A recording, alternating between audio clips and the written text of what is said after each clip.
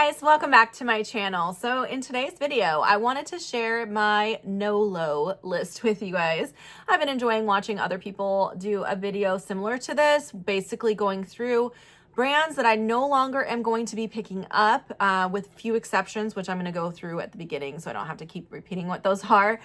So yeah, if you guys are new here, my name is Lisa. I am a full-time reseller. I'm also a single mom with 4 kids, and I have other side hustles as well. So lately with my reselling business, I've been really trying to focus my attention on increasing my average sale price and decreasing the size of my store. I was a volume seller. I just don't have the time to do that anymore since I started doing selling insurance on the side. And of course I have YouTube as well. And I just don't have the time to be a volume seller anymore. I still need to make the income from this business, but essentially I'm trying to transition into higher sales price.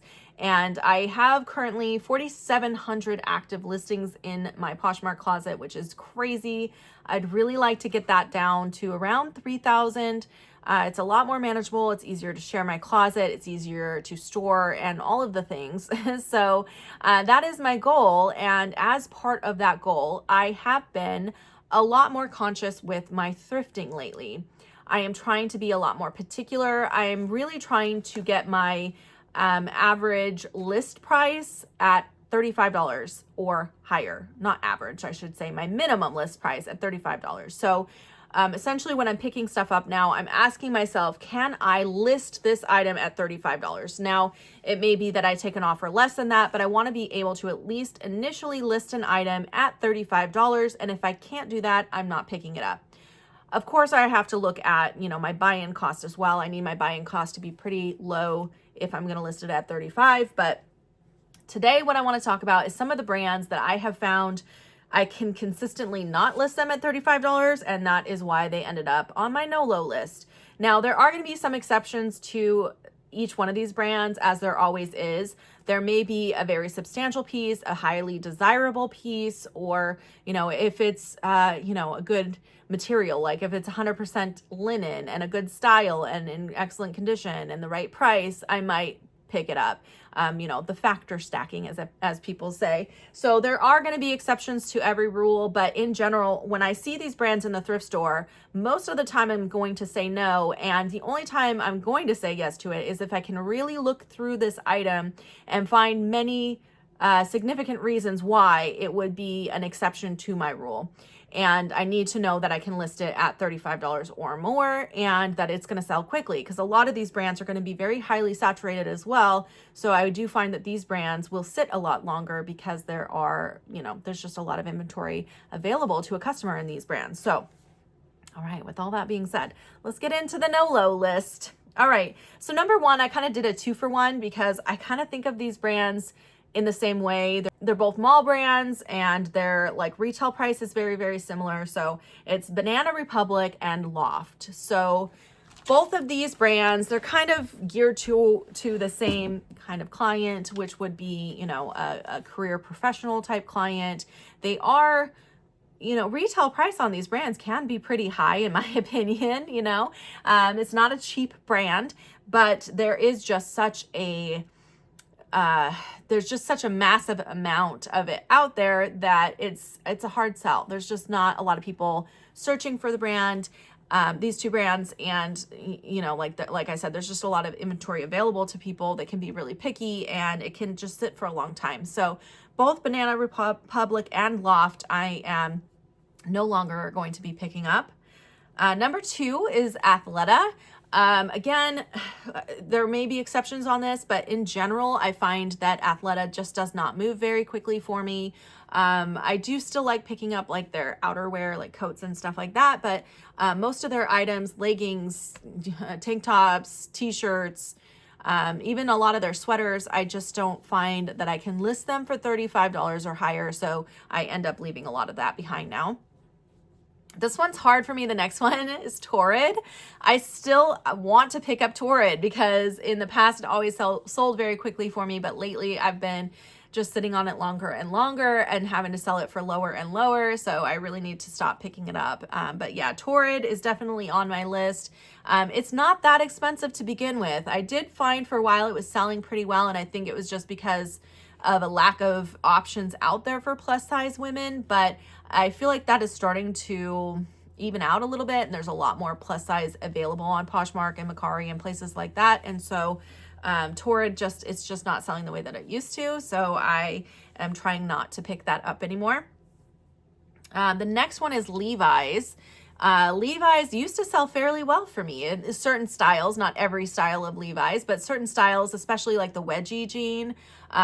Those used to sell very well for me, but I have a few pairs sitting in my inventory that have been there a while and they're just not moving. The cutoff shorts used to sell fairly well for me as well, and the jackets and stuff, but I'm not selling Levi's right now. So I am leaving most of that behind at the thrift store. I did make an exception recently to a vintage Levi's jacket, but it was like one of the fur lined ones. So Sherpa lined jackets. But in general, I do leave most Levi's behind now. Okay, the next one is Anthropology. Anthropology has been on my Nolo list for a long time, but there were like certain brands within the Anthropology umbrella, because as you guys know, there's hundreds of brands that they, carry from time to time. So I was still looking at Anthro and looking up certain brands, but at this point, I feel like Anthropology just does not sell for me at all. And if it does, it sells for way too low. I can never sell it for $35 or more. So I'm definitely having to leave Anthropology behind. I think the only exception would be Farm Rio, because they still have a name outside of Anthropology, and maybe what is that one? Jag and Ace and Jig. I always want to call it Zigzag. I don't know why. Anyway, there's a couple exceptions that are in my head that I will know when I see them. But in general, I'm not going to even stop to look up Anthropology anymore, because I usually cannot sell it for enough, and it usually doesn't sell very quickly either. So it's time for me to leave that one behind. The next one is Madewell. I have been leaving behind so much Madewell lately. This was one of the brands when I first started reselling that I would buy everything I found in this brand. And nowadays, nothing is moving. I have probably 20 pairs of Madewell jeans in my closet, a bunch of shoes, a bunch of dresses. I have a lot of Madewell, and none of it is selling. I'm probably going to have to pull a lot of it out when I do my full inventory and end up trying to send it to ThredUp or taking it to consignment or something like that, because it is just not moving for me at all. Even at really, really low prices, I think that this brand is just oversaturated, and I think that its popularity has died down a lot as well. So the combination of those two factors makes it really hard to move. And so unfortunately, even though I really love Madewell, I cannot pick up most of the Madewell pieces anymore. Very, very few exceptions on this one.